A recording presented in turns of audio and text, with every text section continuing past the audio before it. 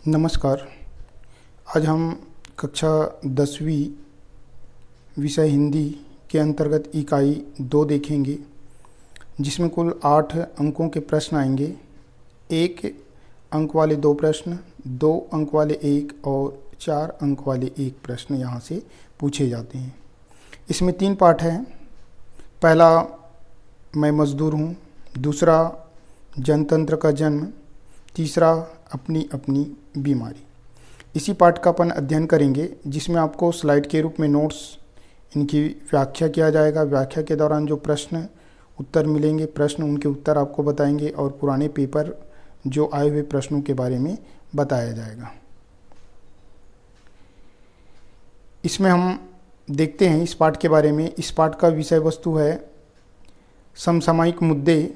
पाठ का नाम है अपनी अपनी बीमारी, जिसे व्यंग विधा से लिया गया है, जिसके व्यंगकार अर्थात लेखक हरिशंकर परसाई जी है। इसमें लेखक का जीवन परिचय देख लेते हैं। जन्म 22 अगस्त सन 1924, राज्य मध्य प्रदेश, जिला होशंगाबाद के जमानी नामक गांव में जन्म हुआ था। मृत्यु 10 अगस्त सन 1995, जबलपुर मध्य प्रदेश में। इनके द्वारा संपादित एक पत्रिका है जिसका नाम है वसुधा नामक पत्रिका का आपने संपादन किया। चूँकि आप व्यंग्यकार हैं, इस कारण से आपने सामाजिक राजनीतिक विषयों पर तीखा व्यंग किया है।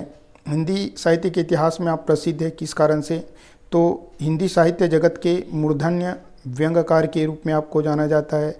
साथ ही साथ हिंदी व्यंग का आधार स्तंभ के रूप में आपको जाना जाता है। पुरस्कार देखते हैं। आपको साहित्य अकादमी पुरस्कार, रचना का नाम है विकलांग श्रद्धा की दौड़। इस रचना पर आपको मिला है साहित्य अकादमी पुरस्कार। अन्य रचनाओं को देख लेते हैं। हंसते हैं रोते हैं, भूत के पांव पीछे, सदाचार का ताबीज, रानी नागफनी की कहानी, ठिठुरता हुआ गणतंत्र, बोलती रेखाएं, तट की खोज, माटी कहे कुम्हार से। उनमें से सदाचार का ताबीज ये, रानी नागफनी की कहानी दूसरा और ठिठुरता हुआ गणतंत्र तीसरा, ये तीनों पेपर में एक एक बार पूछे जा चुके हैं। इस पाठ में अपन देखेंगे लेखक जो है अपने समस्या के बारे में बताएंगे। साथ ही साथ टैक्स की बीमारी से पीड़ित एक व्यक्ति जिसके यहाँ वो चंदा लेने गए थे, उसके बारे में बताएंगे। यहाँ पे टैक्स क्या है, यानी सरकार के द्वारा एक निश्चित राशि तय की जाती है कि उस राशि से अगर ज़्यादा आपका वार्षिक इनकम हुआ तो केंद्र सरकार को कर के रूप में जो कुछ राशि प्रतिशत के रूप में उनको दिया जाएगा, वही कहलाता है कर या टैक्स, जिसे कराधान या इनकम टैक्स भी कहते हैं। यानी किसी व्यक्ति की वार्षिक आय, कुल वार्षिक आय का कुछ प्रतिशत केंद्र सरकार को कर के रूप में दिया जाता है, वही आपका टैक्स है। एक आदमी के बारे में बताया जाएगा जो लेखक के पास आते जाते रहते हैं, उनकी समस्या। एक बंधु मकान बनाने वाले से संबंधित है, दूसरा पुस्तक विक्रेता, और तीसरा जो एक ये भी दुकानदार है, प्रेस चलाता है जिसमें रोटरी मशीन, रोटरी यानी छोटा प्रिंटर मशीन, और मोनो मशीन यानी बड़ा साइज का लेज़र वाले। लेखक और उसका मित्र चंदा मांगने के लिए अपने एक पड़ोसी के पास गए हुए थे। चंदा मांगने वाले और देने वाले दोनों शरीर की गंध से पहचान लेते हैं। यानी लेखक और उनका मित्र जो चंदा मांगने गए हुए थे वे, साथ ही साथ जिसके पास चंदा मांगने गए थे, जो टैक्स की बीमारी से पीड़ित व्यक्ति था, वो दोनों जो है पहचान लेते थे कि किसके माध्यम से? शरीर की गंध के माध्यम से। लेखक कैसे पहचानते थे कि शरीर के गंध माध्यम से ये जान लेते थे कि सामने वाले व्यक्ति उनको चंदा देगा या नहीं देगा, जबकि वो सामने वाले व्यक्ति भी पहचान लेते थे शरीर की गंध से कि अमुक व्यक्ति जो है चंदा लेने आए हैं, वो बिना चंदा लिए जाएगा, अर्थात टलेगा कि नहीं। इस प्रकार से यहाँ पे लेखक जो है अमीरी और गरीबी के अंतर को व्यंग के माध्यम से बताने का प्रयास किया कि किस प्रकार से गरीब लोग अमीरों के यहाँ चंदा मांगने के लिए जाते हैं। टैक्स की बीमारी के बारे में बताएं। जब उनसे चंदा मांगा जाता है तो आदमी कहता है कि आप लोगों को चंदा की पड़ी है, मैं टैक्स के कारण परेशान हूँ, मरा जा रहा हूँ। तो लेखक सोचता है अजीब आदमी है, दिखने में तो एकदम स्वस्थ और प्रसन्न है, साथ ही साथ उनका शरीर भी तगड़ा है, और बोलता है कि वो टैक्स की बीमारी से मरा जा रहा है, परेशान है। अर्थात टैक्स बीमारी की लक्षण यही है कि आदमी स्वच्छ और प्रसन्न रहते हैं और उनका शरीर तगड़ा रहता है, और डॉक्टरों के पास इस बीमारी का कोई इलाज नहीं होता है। लेखक कहता है कि मैंने बहुत सारे बीमारियों से लोगों की मौत होते हुए देखा है, जैसे निमोनिया, कॉलरा, कैंसर, और इन बीमारियों का इलाज हमारी चिकित्सा पद्धति में एलोपैथिक, होम्योपैथिक के माध्यम से किया जाता है, और एक नई पद्धति है जो है आयुर्वेदिक, जिसका प्रचलन अभी हो रहा है, जबकि हमारे प्राचीन ग्रंथों में इनका प्रचलन बहुत ज़्यादा था। ये जो देखें इससे संबंधित प्रश्न है आपके बुक में, प्रश्न क्रमांक 4, टैक्स को बीमारी के रूप में देखने का क्या आशय है। टैक्स को बीमारी के रूप में इसलिए देखा जा रहा है क्योंकि टैक्स पीड़ित व्यक्ति को इससे छुटकारा नहीं मिलता। टैक्स जिन पर लगता है वह उसकी आय का प्रमाण है, फिर टैक्स देने वाले को इनकार नहीं करना चाहिए। टैक्स बीमारी नहीं, आवश्यकता है। यहाँ पे इन चीज़ों को पकड़ना है, 3 चीज़ों को, एक टैक्स, दूसरा पीड़ित व्यक्ति और तीसरा आय का प्रमाण। यानी यहाँ पे आपको केयर करना है कि टैक्स को बीमारी के रूप में इसलिए देखा जा रहा है क्योंकि जिस भी व्यक्ति को टैक्स लगता है उसे टैक्स देना ही पड़ता है, वो इनसे इनकार नहीं कर सकता, क्योंकि ये टैक्स जो है उनकी आय का प्रमाण है, वो देने से इनकार नहीं कर सकते। यानी टैक्स एक प्रकार से बीमारी नहीं बल्कि एक आवश्यकता है। इसी में प्रश्न पहला बनता है, बीमारी शब्द का प्रयोग लेखक ने किन किन संदर्भों में किया है। तो 3 संदर्भों में किया है, एक महत्वाकांक्षा, दूसरा अपेक्षा यानी उम्मीद, तीसरा प्राणघातक आदि के संदर्भों में इनका प्रयोग किया है। ये तीनों चीज़ आपको उत्तर में लिखना है, महत्वाकांक्षा, अपेक्षा और प्राणघातक। लेखक कहते हैं कि हम उस आदमी के यहाँ टैक्स मांगने गए थे, टैक्स की बीमारी से वो मरा जा रहा था। लेखक भी कहता है कि मैं भी इसी टैक्स की बीमारी से मरना चाहता हूँ, अर्थात मुझे भी टैक्स की बीमारी लग जाए, ऐसे यहाँ पे लेखक का कहना था। लेखक टैक्स की बीमारी को क्यों अपनाना चाहता है। प्रश्न क्रमांक 5, टैक्स की बीमारी से ग्रसित होकर लेखक समाज का सम्मानित व्यक्ति बनना चाहता है। टैक्स से उनका सामाजिक जीवन स्तर व आर्थिक स्तर ऊंचा उठेगा, जिससे समाज में उनकी प्रतिष्ठा बढ़ेगी। इसी कारण लेखक जो है टैक्स की बीमारी को अपनाना चाहता है। ये मुख्य रूप से आपको याद रखना है टॉपिक, समाज का सम्मानित व्यक्ति बनना चाहता है, जिससे समाज में उनका जीवन स्तर और आर्थिक स्तर उठेगा और उनकी प्रतिष्ठा बढ़ेगी। इस कारण से लेखक टैक्स की बीमारी को अपनाना चाहता है। उसके बाद लेखक कहता है कि जब मैं इस बीमारी से मर जाऊं तो मेरा जो शोक समाचार है उसमें बड़ी प्रसन्नता की बात है कि हिंदी के व्यंग लेखक हरिशंकर परसाई टैक्स की बीमारी से मर गए। वह हिंदी के प्रथम लेखक है जो इस बीमारी से मरे हैं। इससे संबंधित प्रश्न क्रमांक 2 इसमें पूछा गया है कि पाठ में दिए गए शोक समाचार बड़ी प्रसन्नता की बात है से क्यों शुरू की गई है, अपना तर्क दीजिए। यहाँ पे लेखक जो है व्यंग के माध्यम से बताना चाहता है कि सामान्य व्यक्ति के ऊपर यदि टैक्स लगे तो उसके लिए प्रसन्नता की बात होती है, लेकिन जो बड़े लोग हैं, जो अमीर लोग हैं, वे लोग टैक्स की चोरी करने का प्रयास करते हैं। उन पर व्यंग कसते हुए लेखक कहते हैं कि अपार धन संपदा होने के बावजूद ये लोग टैक्स देने से आनाकानी करते हैं और टैक्स चोरी करने का प्रयास करते हैं। तो यहाँ पे इन चीज़ों को आपको पकड़ना है। सामान्य व्यक्ति के ऊपर अगर टैक्स लगे तो बड़ी ही प्रसन्नता की बात होती, क्योंकि उनका आय बढ़ेगा, यानी उनके मान के चलिए अच्छा सा नौकरी मिलेगा। जबकि टैक्स चोरी करने वाले अमीर लोग उनको देने से आनाकानी करते हैं और टैक्स चोरी करने का प्रयास करते हैं। इसी कारण उनके ऊपर यहाँ पे व्यंग किया गया है। अब लेखक कहता है कि वो आदमी तो टैक्स के कारण मर रहा था, टैक्स से परेशान है, लेकिन हम इस कारण से चिंतित हैं क्योंकि हमें चंदे की 50 रुपये नहीं मिल रहा है। इस कारण से लेखक और उनका मित्र दुखी है। यहाँ पे बता रहे हैं कि एक आदमी के बारे में।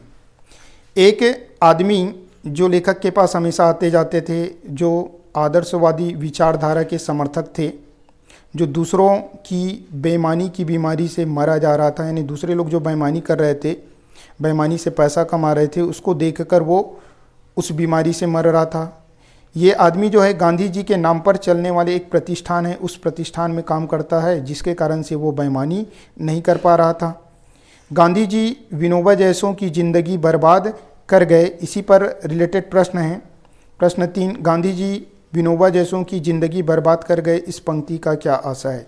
इस पंक्ति का आशा है कि इस संसार में जो भी सिद्धांतवादी लोग हैं, जीवन मूल्यों पर चलने वाले लोग हैं, आदर्शवादी हैं, आज ऐसे लोगों को दुख देखने का कारण बन गए। यानी सिद्धांत, जीवन मूल्य और आदर्शों पर चलने वाले लोग जो है इन सभी कारणों से दुखी होते हैं, जबकि ईमानदार व्यक्ति का आज के समय में जीना मुश्किल हो गया है। यानी इसमें यह बताने का प्रयास किया है कि सिद्धांत, जीवन मूल्य, आदर्श आज लोगों के लिए दुख का कारण बना हुआ है, और जो ईमानदार लोग हैं उनका जीवन आज मुश्किल हो गया है। तो आपको यहाँ पे केयर करना है कि सिद्धांत, जीवन मूल्य, आदर्शवादिता पे चलने वाले लोगों को दुख सहना पड़ता है, ईमानदार लोगों को दुख सहना पड़ता है। ये सारी चीज़ें वहाँ पे प्रश्नों में ज़रूर लिखा होना चाहिए।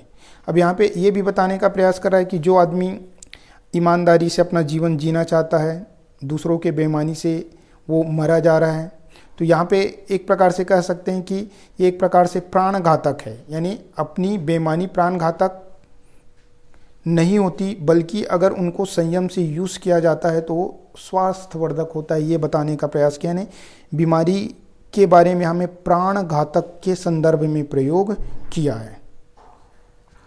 लेखक कहता है कि जो भी हो, मेरे पास बिजली बिल पटाने के लिए 40 रुपये नहीं है, मेरा बिजली ना कट जाए ऐसे करके मैं भयभीत हूँ, डर मुझे लग रहा है, और मैं 40 रुपये नहीं होने के कारण से परेशान हूँ। के बारे में बताते हैं कि एक बंधु जो है वो 8 कमरों का मकान बनाने की उनकी योजना है। 8 कमरे उनको बनाना था, 6 बन चुके हैं, 2 बनाना शेष है। पैसों की तंगी के कारण से नहीं बना पा रहा है, इस कारण से वो दुखी है। यानी 8 बनाना था, 6 बन चुका है, 2 बचा हुआ है, ये याद रखना है।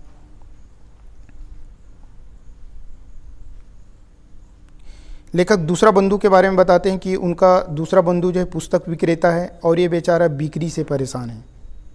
पिछले साल वो 50,000 की बिक्री किए हुए थे, इस साल 40,000 के बेचे हैं, अर्थात 10,000 कम बिक्री हुई है, और कम बिक्री होने के कारण से वो दुखी हैं।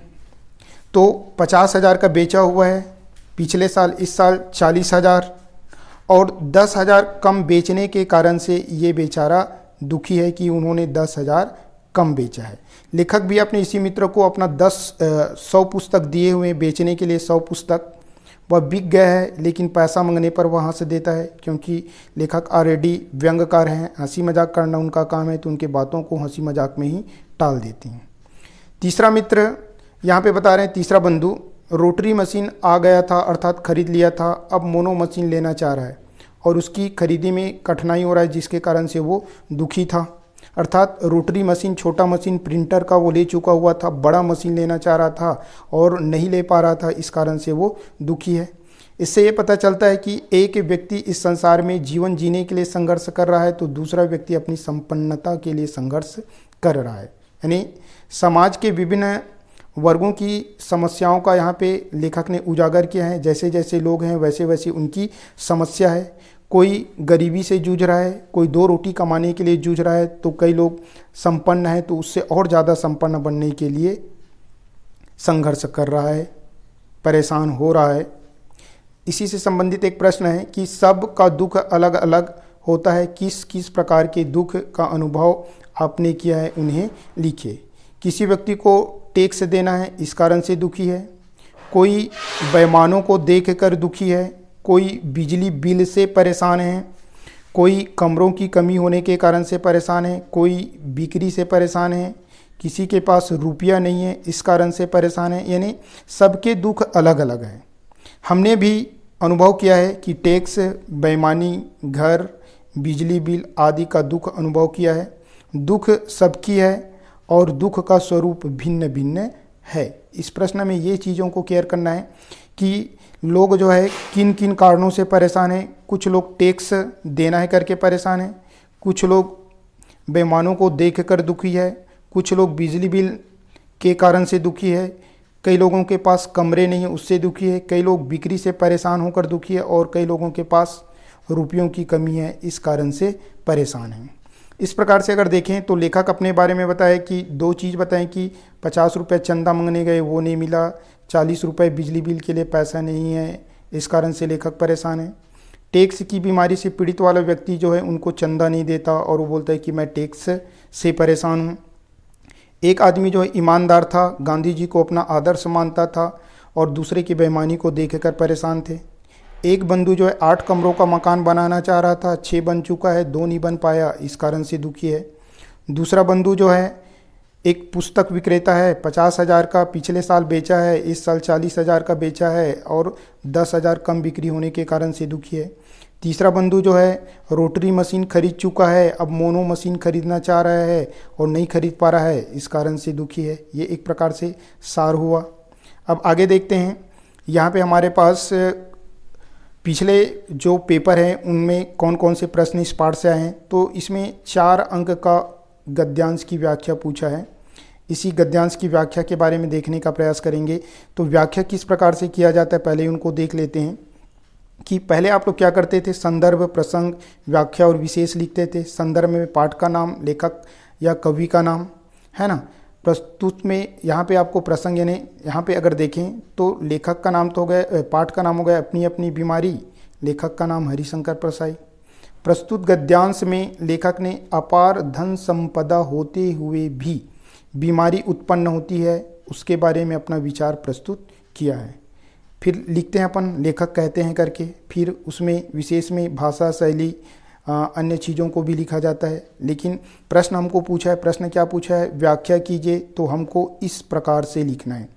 ऐसे लिखेंगे जिसमें हमारे पास संदर्भ भी आ जाएगा और प्रसंग भी आ जाएगा और कहते हैं ऐसे करके व्याख्या करेंगे। तो यहाँ पे क्या लिखेंगे, प्रस्तुत गद्यांश में अपनी अपनी बीमारी के लेखक हरिशंकर प्रसाई जी अपार धन संपदा होते हुए भी बीमारी उत्पन्न होती है उसके बारे में विचार प्रस्तुत किए हैं। यहाँ पे देखिए अपनी अपनी बीमारी यानी पाठ का नाम, हरिशंकर प्रसाई यानी लेखक का नाम, और यहाँ पे जो लिखा गया है वो प्रसंग हो गया और लेखक कहते हैं यानी एक प्रकार से व्याख्या हो जाएगा।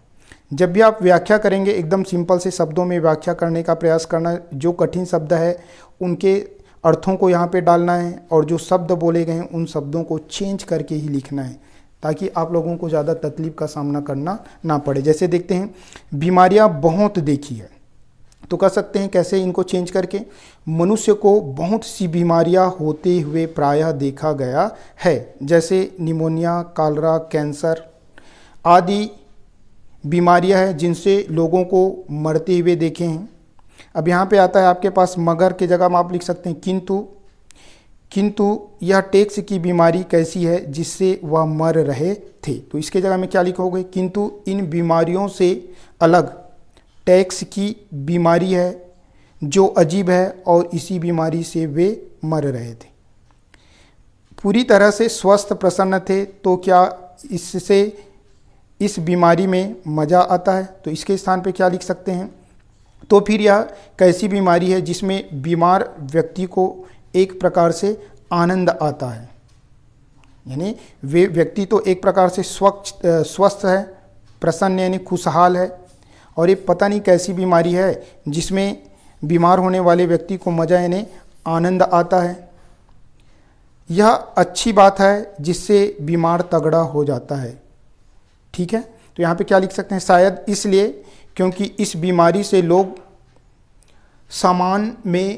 समाज में आर्थिक दृष्टि से ऊंचा स्थान प्राप्त कर लेता है। यही कारण है कि बीमारी से लोग परेशान होकर भी स्वस्थ और तगड़े होते हैं। यानी एक प्रकार से कठिन शब्दों का अर्थ डालना है और जो वाक्य है उसको चेंज करके लिखने का प्रयास करना है। और देख लेते हैं कौन कौन से पेपर में आए हैं। यहाँ पे अगर हम देखें तो ये है आपके पास ठिठुरता हुआ गणतंत्र किसकी रचना है? ऑप्शनल में पूछा गया था, 4 ऑप्शन दिए गए, उसमें हरिशंकर परसाई लिखना है।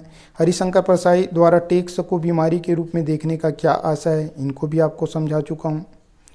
फिर अपन आगे बढ़ते हैं 2019 में देखते हैं। 2019 में क्या है? हरिशंकर परसाई जी खालिस्तान बीमारी से अपना मृत्यु चाहते हैं, तो टैक्स की बीमारी से अपना मृत्यु चाहते हैं।